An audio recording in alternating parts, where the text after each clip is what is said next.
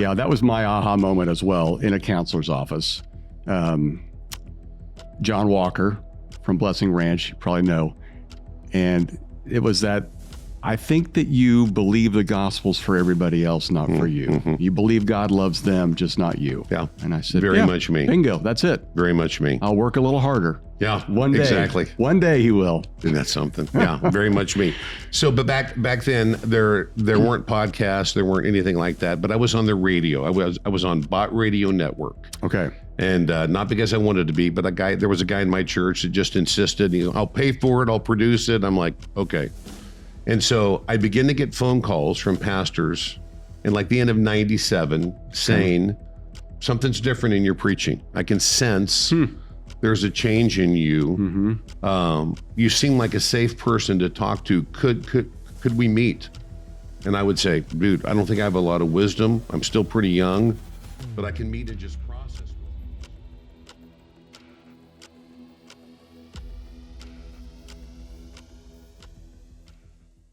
Hey, welcome to Simple Faith. We're so glad to have you with us. My name is Rusty, and it is our desire to help you make faith a bit more simple. Following Jesus is not always easy, but it's not complicated. And so today we get a chance to sit down and have a conversation in studio with a guy that is a pastor and a pastor of pastors. His name is Jimmy Dodd. You kind of have to say it all together, Jimmy Dodd. And he is a guy that pastored churches, started churches, and then eventually decided to help pastors finish the race well, started a company called PastorServe. Now, some of you are thinking, why do I want to listen to this? I'm not a pastor. I'm telling you, what he has to say is good for every single person, whether you are a person that leads a company, leads a family, leads a church, wherever you are in your season of ministry and life. He's got great stuff for you. So can't wait for you to hear my conversation with Jimmy Dodd as we talk sports, as we talk life, we talk pastoring, and we talk about even the Kansas City Royals, as always. Here's my conversation with Jimmy Dodd.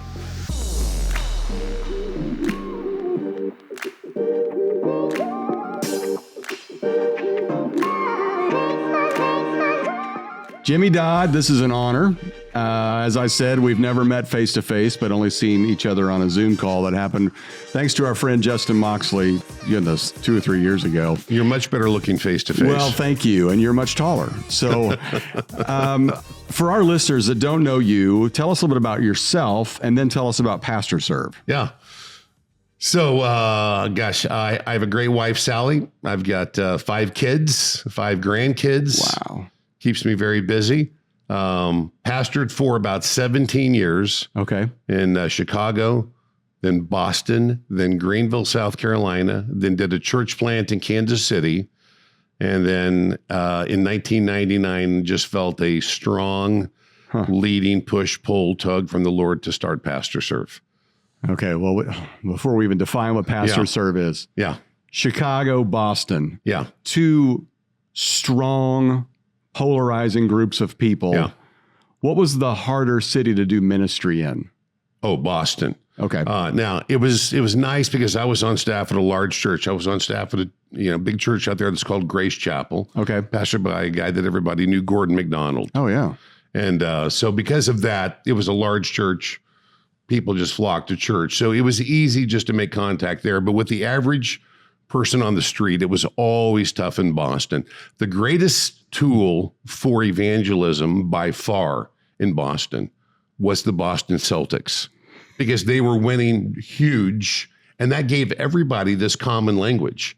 And, it's always nice to have some type of a, right. Like, if you're here and you're like, hey, how about those Cowboys? If you were alive like 25 years ago. But anyway, if things are really good, it's, you can just say, how about those Celtics? It was amazing that I had more conversations with people that started with the Celtics and then led into other things. Because when I think Celtics, I think Christ, they're so similar. I hate the Celtics. Anyway. I think Larry Bird, I think Robert Parrish, I think Kevin McHale. Exactly. Danny Ainge, Jerry Seasteen, Dennis Johnson. You want me to go on? Seasteen, remember that one? Gerald Henderson. Remember when Ralph Sampson just cleaned his clock? Oh, gosh, yes. Oh, man. Oh, yeah. So I grew up a Lakers fan because, in Kansas, we have nothing. Right. So whoever's on TV, it's the Lakers. So Magic Johnson. It was awesome. So you hate the Celtics. and they would just get into these brawls. And we took you several times in the finals. You did. Okay. I've never liked the Lakers, but I've kind of liked the Lakers because I went to Wheaton College with a guy named Randy Fund. Oh, yeah. And Randy was the head coach of the Lakers for a little for about stretch. 20 minutes. Yeah. Right. Yeah. He was a cat. But now he's out with Pat Riley in Miami. Exactly. Now. That's exactly Randy right. Fund. Wow, that's a fun fact. He's a good dude. Know that. He's a great guy. Okay, so tell us about we can just talk PastorServe. sports the whole time. I can already tell. We've been known to go off the rails here and go a deep dive. And you're talking 80s basketball, so that's like my wheelhouse. But tell us about PastorServe. Did you join them? Did you start it? What do they do? How's it kind of grown over the years? Yeah, PastorServe started because I was in a fast-growing church in Kansas City in the 90s. And I think, that there's a statement that we make all the time at PastorServe, and that is that a huge issue with pastors is we make backstage big assumptions based upon front stage performance. So it's a fast-growing church. It's a thriving church. People assume, oh, you must be a good guy. I bet you're a good husband. I bet you're a good father. I bet, all these things. And we were in a fast-growing church, and there was a growing front stage, and it was a messy backstage. And the messy backstage was, I found my self-worth in the church. Of course. And was working stupid hours. The church was number one. Wife and kids were way down the list because I wanted to make sure you liked me, you liked my leadership, you liked my preaching, and incredibly unhealthy balance. That's not the right word because there was no balance. It was very, very unhealthy. And I was just going the wrong direction. And because it's a big front stage, as you know, you're just invited to do more things and invited to speak more places, and it was the worst thing in the world for me because it just fed it just fed my ego. Right. It fed all those, wrong things. How long were you at the church? I was at the church for about 7 years. What was the name of it? It was called West Hills Community Church. West Hills. And it was in Shawnee, Kansas. Oh, yeah. I know Shawnee. My son, Mark, in about 1997, when he was about 10 years old, made the statement to my wife's dad. He said, you know what? I don't know what I want to do when I grow up, but I know what I don't want to do. I don't want to be a pastor because I don't want to be anything like my dad. Wow. That was a gut punch. That was my wake-up call. And I think that God brings wake-up calls in a lot of different ways. That was my wake-up call. Wow. And I just thought, okay, you know what? I've got to get this right. I have really messed this up. Right. So I reached out to 4 men who I had tremendous just admiration for and said, hey, it looks good. It's not good. It looks good on the front stage. It's not good on the backstage. Right. And you know what? I need help. And I said, I think I preach the gospel. I don't think I believe the gospel because I believe the gospel is true for you and for everybody else. Just it's not true for me. Yes. For me, it's hard work. For you, it's grace. Yeah. For me, it's just work my tail off. And I have really thrown things out of whack. And these men spoke truth to me, big truth. And it wasn't just instantaneous and not like there was just an overnight change. It was like a couple years. The main guy, there were really 2 really main guys, but there was a guy's name was Jack Miller. He pastored for years and years in Philadelphia. And he would say the same thing to me every time I saw him. He would say, hey, Jimmy, cheer up. You're worse than you think. But you're more dearly loved by God than you will ever possibly comprehend. And I'm telling you, that phrase was life-changing. It sounds like a Brennan Manning phrase, doesn't it? It does, very, very much so. Very, very much so. So good. And the other guy was, he was in my tribe, and he was about 4 years ahead of me, and nobody knew him, but I reached out to him, and I got a lot of help from a guy named Tim Keller. Oh, yeah. Who changed my life, just big time. His book, and I'm sure there's millions of people that say this, Prodigal God. Yeah, incredible. It just changed everything. Incredible. It was like this, I'd never seen it this way. Yeah, that was my aha moment as well in a counselor's office. John Walker from Blessing Ranch, you probably know. And it was that, I think that you believe the gospel's for everybody else, not for you. You believe God loves them, just not you. Yeah. And I said, very much me. Bingo, that's it. Very much me. I'll work a little harder. Yeah, one day. Exactly. One day he will. And that's something. Yeah, very much me. So, but back then there weren't podcasts, there weren't anything like that. But I was on the radio. I was on Bot Radio Network. Okay. And not because I wanted to be, but there was a guy in my church that just insisted, I'll pay for it, I'll produce it. I'm like, okay. And so I begin to get phone calls from pastors in like the end of 97 saying, something's different in your preaching. I can sense there's a change in you. You seem like a safe person to talk to. Could we meet? And I would say, dude, I don't think I have a lot of wisdom. I'm still pretty young, but I can meet and just process with you. If you just want to meet and you want me to listen, I can do that. Yeah. So I began to meet with pastors at the end of 97, and that really ramped up in 98 and really ramped up in 99. And it was the same story every time, Rusty. It was one of those, it's the same story, but it was a million different stories. It was always, hey, I have a big issue. It's my marriage, or I have addictions, or I have this church conflict. I don't know what to do, or whatever it might be. And there's a place where I'm supposed to go. Supposed to go to my elders or deacons or bishop or district superintendent, whoever it might be. But I would never go there. Right. Because I'm scared to death. If I went there and if I was completely honest about the issues I'm dealing with, I'd get fired. Right. And vocationally, I don't have a plan B. There's no backup, which means if I lost my job, I'm in big trouble if I lost my job. I've got a wife and kids, or I've got a husband and kids, whatever it might be. I would be in huge trouble if I lost my job. So that means I've got no place to go, to be completely honest about the challenges I face every day. And I mean, it was like in 98, I thought, man, somebody has got to do something to help these pastors. These guys are, people are just dying. I'm hearing these stories, just groaning for them. And then I was in Chicago on August the 15th, 1999, my most charismatic experience of my life. And I'm at Rush and Chicago Street. I can tell you exactly where I was standing. And God tapped me on the shoulder and said, hey, I called you to be a pastor when you were like 12 years old. I'm changing your call. I want you to pastor pastors. Wow. And my wife and I went back and resigned the church immediately and started PastorServe, which I always laugh at because I have a lot of people that say, gosh, I admired that great step of faith. And I say, there's a fine line between a step of faith and just naive stupidity. It was a lot more naive stupidity. Now, it's nice to look back and say it was a step of faith. I don't know if it was a step of faith. I think it was a lot of, somebody needs to do this, we need to do it. We had no money, had no board, no strategic plan, no 501c. We had nothing. What I love is you didn't say, okay, God, I want to just kind of work on that for 6 months to put all that stuff together for kind of an easy launch. Right. You just did it. It was right then. My goodness. It was right then. Tell me, obviously not their name, but first client. Okay. Yeah. How'd you jump into this? You're like, oh my goodness, we're doing this. How'd you feel in that moment? How'd you help them? What'd that look like? Yeah. You know what? The first client, and you could put this together pretty quick, although I will not mention names. The first client is actually on the board now. Oh, wow. He's on our board. And he was in the midst of some hard things in his first marriage and called and said, struggling, having a hard time, don't know where to go, don't know what to do. Could you just process with me? Yeah. And we met at an Italian garden. I remember it like it was yesterday. Yeah. And just process life together. Just a lot of listening. Yeah. And he's still a very, very close friend.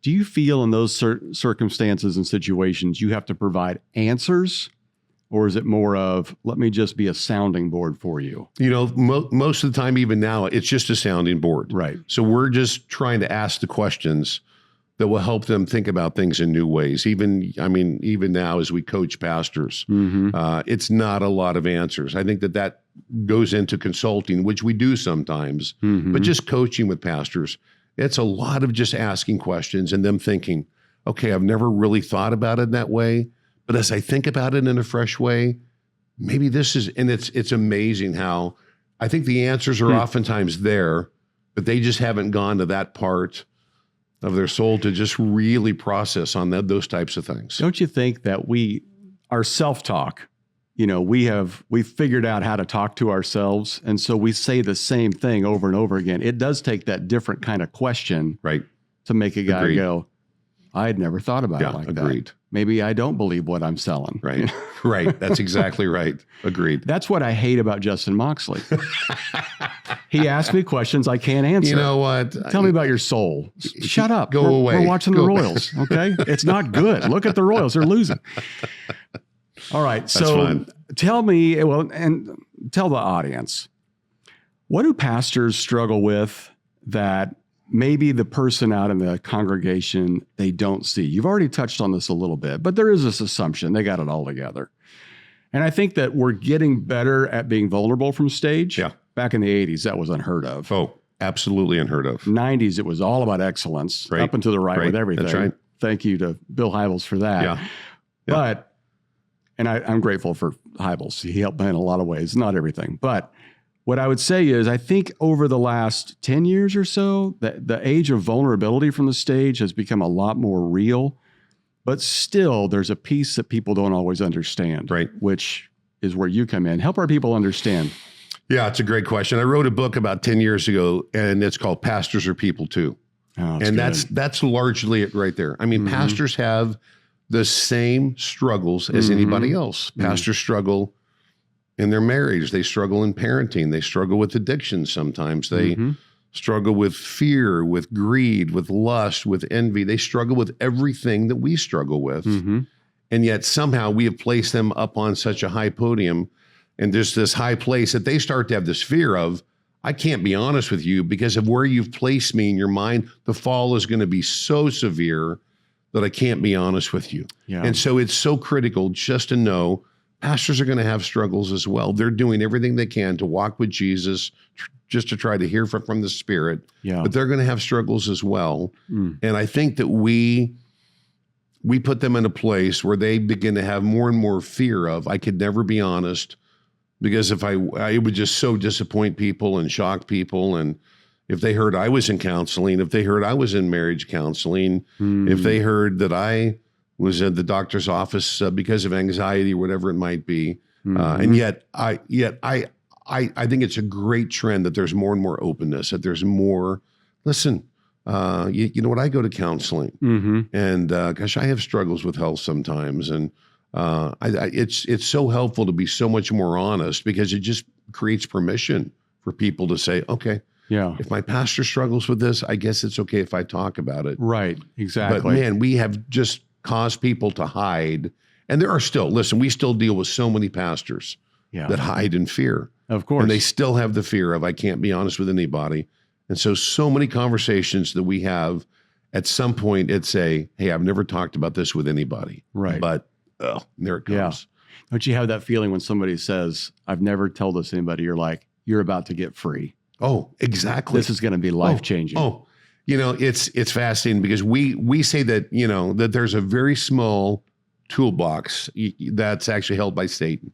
Very small toolbox. He's not omnipresent. He's not omniscient. He's not omnipotent. The primary tool that he has is he whispers lies into our ears, and we believe those lies all the time. And I think the number one lie that he whispers is, don't be honest with anybody, because if they really knew you, they wouldn't like you.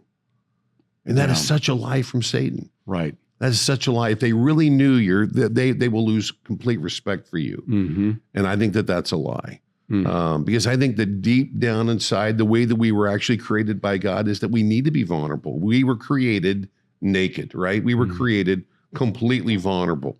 Yet sin leads us to hide and to cover and to mask and to all of those things in our life. And it's exhausting. Right. It's exhausting to go through life pretending that we're a lot better than, you know, we are. Right. And it's the most freeing thing in the world to say, listen, I'm a mess. I need to have God's grace as as much as you, for sure.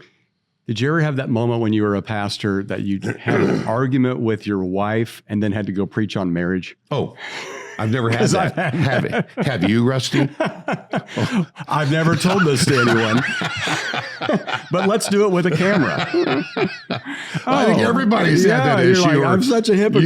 You had a week where you didn't pray at all. Yeah, exactly. Preaching on prayer next Sunday. Yeah. And I had a week on conflict, and I know I have an unresolved conflict. Oh, my goodness, of course. Yeah, there was a pastor that I knew who he would only show up for his small group the week before he preached on how great small groups were. He just needed to log the time to come in and say everybody should be in a small group. When I was at my small group this past week. Exactly. Okay, let me ask you this. The age of vulnerability from the stage, it's a great thing. What's the line Okay. Because we've seen guys go off the rails, and now people are like, okay, now I don't even relate to you anymore. Now you're having a nervous breakdown on stage. Or worse yet, it becomes almost a tool that they're using against the audience to have sympathy for them, or to go out and talk about how vulnerable he is. Have you seen that before? Where do you see that kind of, where's the line on that? That's a great question. Yeah. And I have watched pastors actually cross that line. It's interesting because pastors that don't spend the necessary time in preparation for sermons sometimes don't have anything else to say. So they think that that's going to make up for their lack of preparation. Is, I want to cross a line to be so vulnerable with you that you're going to go, oh my goodness. Yeah. I can't believe how honest our pastor is. And the honesty is only to fill a gap because of lack of preparation. That's an interesting little side thing. That is a great observation. But yes, we see it. And so I would say the best thing is that every pastor needs to have a group of good, honest, solid friends. And before you are at that place of saying, I think I want to talk about this, you ask those friends. And I would just have that tight group that you talk about that with. And then if you're going to talk anything about marriage or parenting, you ask your kids, you ask your spouse, hey, I really think that I need to talk about this week. Are you okay with that? No spouse, no child wants to hear their parent be crazy vulnerable from stage, and they're hearing it for the first time. Right. So I think it's just critical that you make sure that those really, really close to you aren't like actually surprised by that. But I think that there is a line, and I think you can cross that line. And I think it's hard to know where that line is. But having more people. Oh, I think that you just have to have those. I think you have to have those voices that say, dude, you know what? I love you. Don't talk about that up front. Right. Don't talk about that up front. Okay. COVID happens, radically, shakes everybody. Yep. Changes everything. But those of us that are pastors, we had just this crazy amount of conflict we're trying to navigate, right? So what do you see post-COVID, now we are 5 years removed, that how is pastoring different now? Or what are the issues pastors face now versus what they did before COVID? Yeah. You know what? I think that lots of pastors I think at this point forever, you'll have a certain percentage of your church that goes to your church, that loves you, that loves your preaching, and they're going to be involved from home. And the digital disciple. Because they became very comfortable going to church on their couch. I've got my own restroom right behind me. I can have breakfast as I go to church. I've got my dog right beside me, and I really like this. And we trained up a group of people that I think will very, very much fit that. So I think that you will always have that. I think that you're also going to have more and more struggles with people at home, because I think that COVID launched more and more of an age. I think it was there, but I think it helped to fuel people being functionally discipled by cable news. I think that's about the best way I can say it. Right. And so we created a lot of people that, it's like they spent so much time with cable news and a small amount of time in church and fellowship. Right. And they became disciples of cable news. And their spirit began to change, and they became more skeptical, at times more hateful, at times more angry, right. At times more disbelieving. And I think it was fueled big time in the midst of COVID, because you had so much more time at home, so much more time just to do things like watch TV. Right. And so I think that we created almost a generation of Christians that have been more functionally discipled by cable TV and news than they were by Jesus Christ. Right. And that has led to, I think, all sorts of issues where now we have fights in the church over things that are just a little bit crazy, a little bit insane. Yeah. But that's where we are as a culture right now. Vaccines and UFOs. You could go on and on. Yeah. All the things. Yeah. Yeah, I totally agree. It does seem like, even since, the internet and with all the content that's out there, it used to be people came to church for education. Now it's almost like they come for inspiration. Right. Because they can get all the content. You can get anything anywhere. Right. Yeah. I had a lady tell me one time I hadn't seen her in weeks. This is pre-COVID. And I finally saw her or whatever, and I said, "Hey, I haven't seen you in a long time." And she said, "Yeah, I've just been staying home listening to John Ortberg." And I said, "Oh, okay." And she said, and she used this hand motion. I'm sorry for our audience only on audio. She goes, "If I can get that at home, why would I come here?" I said, what do you do? You can't get married. I think that there's a lot of folks out there that have that mindset. Yeah, though. exactly. And you want to say to them, you know what? Maybe you should go up to Keller, or maybe you should get, yeah. because there's people above Ortberg. That's right. It's like, you know what? Once you start to play that, then we should vote for the greatest preacher in America. Everybody just watch that person. Yep. We're all campuses of his. Oh my goodness. Okay. So sometimes it feels like that's where we're going, but that's another story for another time. Because of all the content, right? Oh yeah. All right. So help our congregations out. What's the best thing they can do for their pastor to help them, safe place? Because you're going to have some people listen to this and go, "I'm going to be my pastor's best friend." Yeah. Safest place. Yeah. That's probably the worst thing that you can do. That's right. Because everybody wants to be the pastor's best friend. Right. And you know what? Most times, I would say the vast majority of the time, it's selfish. Yes. Because it's fun to be really good friends with your pastor. Mm-hmm. But I remember a guy that was he was his pastor's best buddy. Mm-hmm. And his pastor had a hard time. And I said, "Hey man, you need to really encourage your pastor." And he said to me, "When he gets his life together, I'll be his friend again." And I said, "Dude, wow, you were never his friend. You just told me that you've been using him the whole time. Because if you can't be his friend in the midst of a hard time, then you were never his friend, period." And that probably ended the friendship I had with that guy. And I thought of him as a good friend, but he was so offended by that. And so I would say people need to know your pastor very likely has got some very, very good friends, and they don't need more good friends. I think that, we see people with the best of hearts, with the best of intentions saying, "You know what, Pastor, I've got this great thing. I want to treat you and your wife to a vacation, and I want to send you to this, resort in Mexico, and I want you to go and just relax. And my wife and I are so excited to go with you." It's like, okay, you know what? That's not going to be a vacation. That's going to be work. Hey, I want you to go to the Cowboys game. You're in a suite. I'm going with you. It's like, okay, that's not going to, free that's counseling. Work. Exactly. So I would say, if you want to actually give a gift to your pastor, do it with no strings attached, and you're not there. Mm-hmm. This will sound so like, okay, man, I know that, but you know what? Pray for your pastor. I was just going to ask you. Pray for your pastor. We all hear people say praying for you. What would you say is the best way to pray for your pastor? Yeah, I would say just pray that the Holy Spirit would daily speak to them, and that your pastor would have a heart and ears and mind to listen to what the Holy Spirit says every day. Pray that they would just be able to have enough margin in their life and schedule where they could truly hear from Jesus. Pray that their front stage and backstage would match.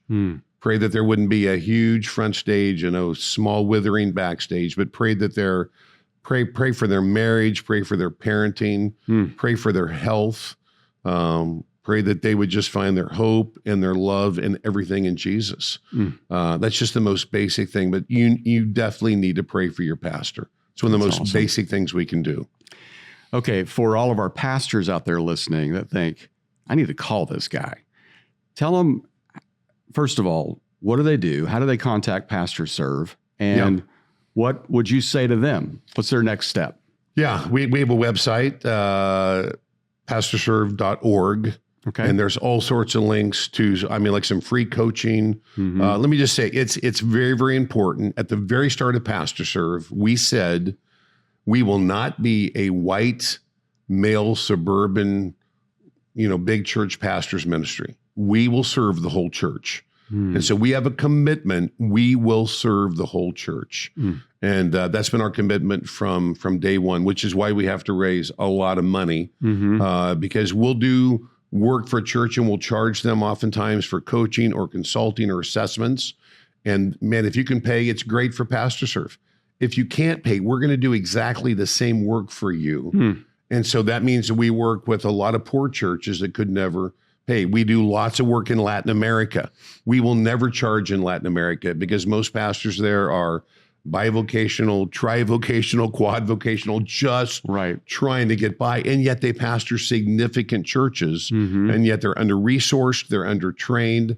And so we're doing everything we can just to create those things for them. So it's very, very important to know that we don't just work for clients that can pay. We feel very called to serve the whole church. I got off on that, but I love that. Yeah, thank you. But we coach a lot of pastors. We do a lot of consulting. We find that we do more and more soul care because pastors are having a hard time really caring for their own soul. So I would say, pastors, you have to make sure that you have got a place to go for just some deep soul care. You have to go to a place where you can just take some deep breaths and be completely honest. And I believe so. I believe with my whole heart, because we have met with tens of thousands of pastors over the years. And the pastors that we meet with that do well, that are really thriving, have 6 relationships in their life. They have a boss, they have a trainer, they have a coach, they have a counselor, they have a mentor, and then they just have good friends. Okay, so that's gold. Yeah. And I've heard you talk about this before. It's on our Zoom call with my I talk about it every 6 day. friends. Okay? I talk about it every day. Walk us through that. Give us a brief little wiki page. A boss is not just someone who can create boundaries, although they can, but a boss can be a champion. Okay. And every pastor has got to have a champion that has a voice in your life, that has got actually authority in your life, that they can cheer you on, that they can speak for you, but they can cheer you on and say, hey, listen, man, I love you. But you know what, though? You've got to have a sabbatical because you've been here for 15 years. You've got to take a break. You've got to have some, I saw that our church gives you X amount of weeks every year on vacation, and you took about half that last year. You know what? That cannot continue. You've got to take breaks because it is so hard here, because we are dealing with intense things every day. So you have to have a boss that can really speak truth into your life, but can be a champion for you. And then just have a trainer. You need to have places to go to learn and to grow. So you need to be a reader. There's great podcasts out there. There's some great conferences, but you need to have the heart of just a learner.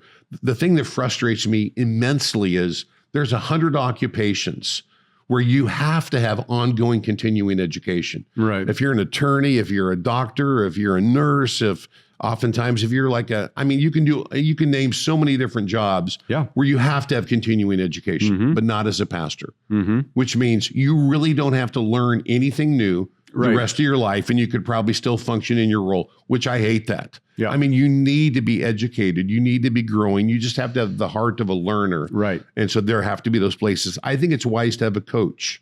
I think it's extremely important to have a coach that can ask you those questions, that can help you to go places where you might not go. And I hear all the time, well, I have a friend I meet with for lunch, and he asks me how things are going, and I tell him, and it's a great coach. And I'm like, no, dude, that's a friend. Because a coach, there's very intentional conversations. It's not just a random, hey, how are you? Here's how I am. So I think it's really, really wise to have a coach. I believe that you have to have a counselor because life is hard. Life is hard. And it doesn't mean that, it might not be that there's any big areas of sin, but life is hard. Right. I mean, we have to have a place to go to process the challenges that we face as pastors. So I believe it's extremely important to have a counselor. And then I believe that we just have got to have mentors in our lives that can just kind of see the big picture, that can kind of see that labyrinth of life and say, hey, I'm just, I'm way, like I'm over here. I might be, 50 years old. You might be 30. You know what, I've experienced what you're going through, and I would just encourage you to kind of think in these ways. Right. And then we have to have good friends who can ask us the really hard questions. Now, that does not have to be 6 people. I think that you could wear a counselor and a friend hat. I think that you can wear a mentor and a friend hat. I think that you could be, I think it's hard to be a boss and a counselor. I think it's hard to wear both of those hats. But I think there are times which you can wear, you get actually multiple hats. And for me, I have a board. I read a lot of books. I listen to a lot of podcasts. I have a great coach. His name is Andy. I have a counselor. His name is Rick. I have a mentor. His name is Roger. And I have some very, very close friends in life. So if I want to drink the Kool-Aid, you know what, man, I want to live the Kool-Aid. It's like I want to sell it and drink it.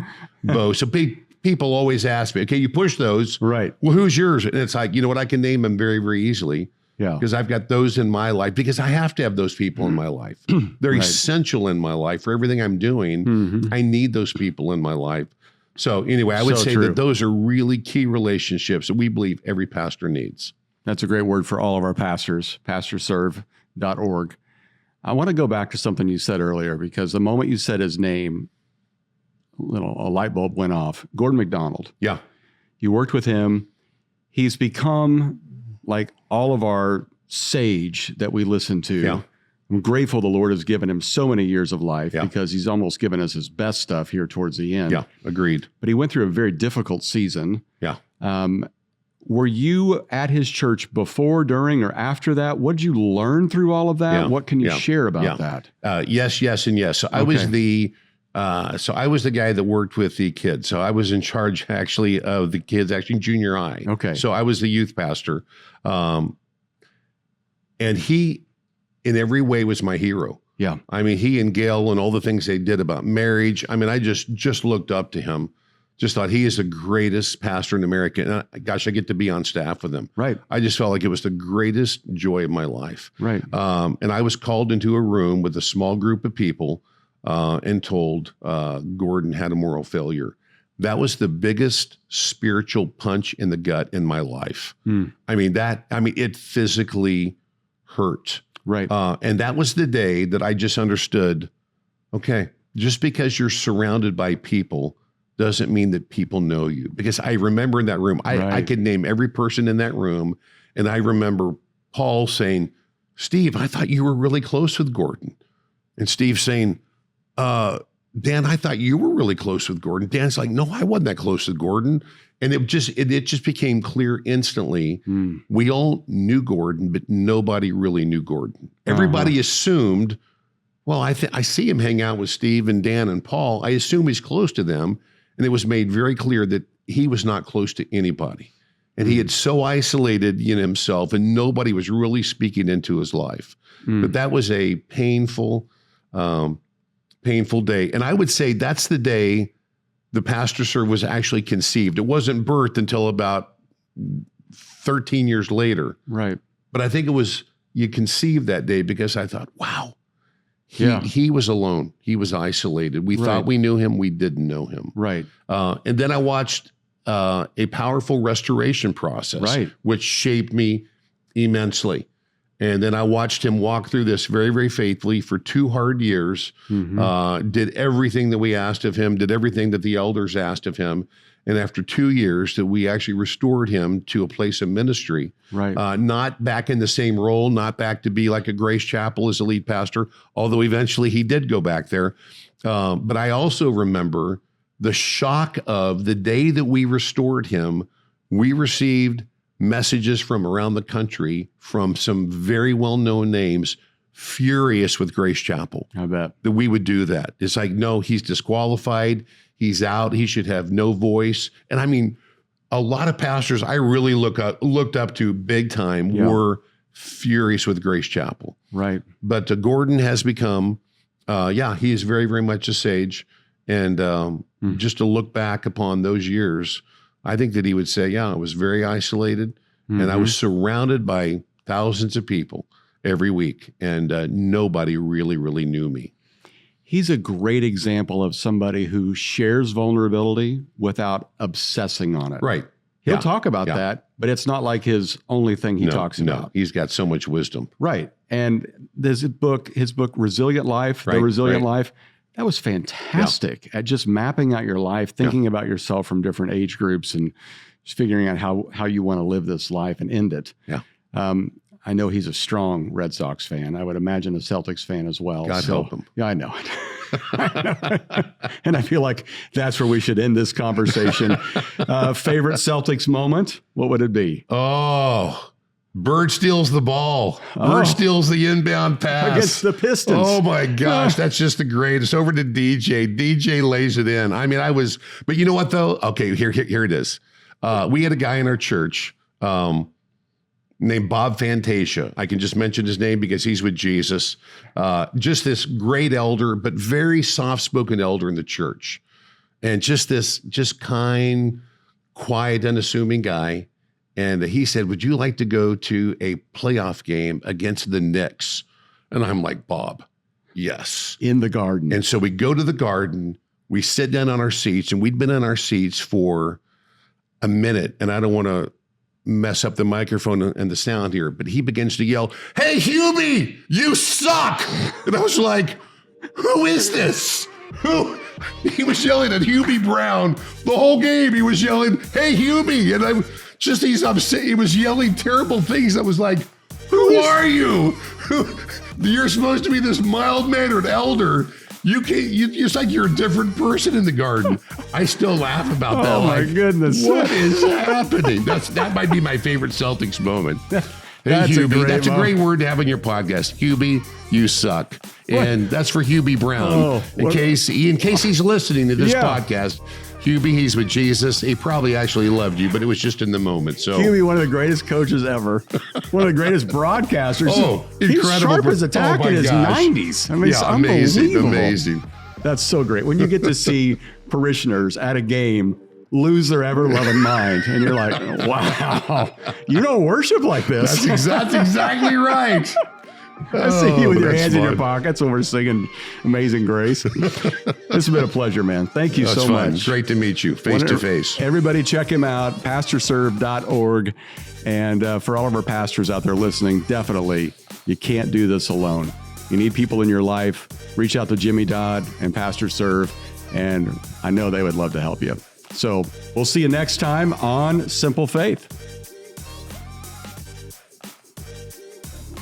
Well, Jimmy, thanks so much for being a part of the show. It was awesome. And I just so grateful for him. If you're a pastor, make sure you check out PastorServe.org. And if you're not, make sure you support your pastor by praying for them, that the Holy Spirit would work through them and sustain them and their family and their ministry. And thank you for all of those that do that for me. I know I am where I am today because of your constant prayers for me. And I'm so grateful. Next week, we're back with brand new content. We will see you then. And as always, keep it simple.